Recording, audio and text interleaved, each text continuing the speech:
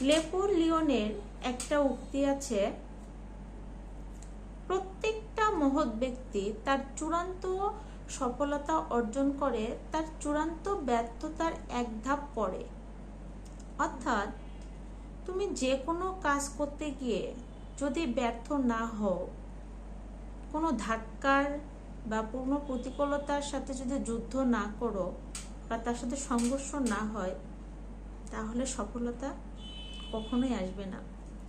একটা আম গাছে চারা রোপণ, বীজ বপন থেকে শুরু করে চারা হওয়া, চারা রোপণ, সেটা বড় হওয়া, শত রোদ বৃষ্টি ঝড় ঝাপটা সামলানোর পরে যখন সে শিরদাঁড়াটা সোজা করে দাঁড়ায়, তারপর সে গাছ ভর্তি ফল আমাদেরকে দেয়। ঠিক আমাদের জীবনটাও সেরকম।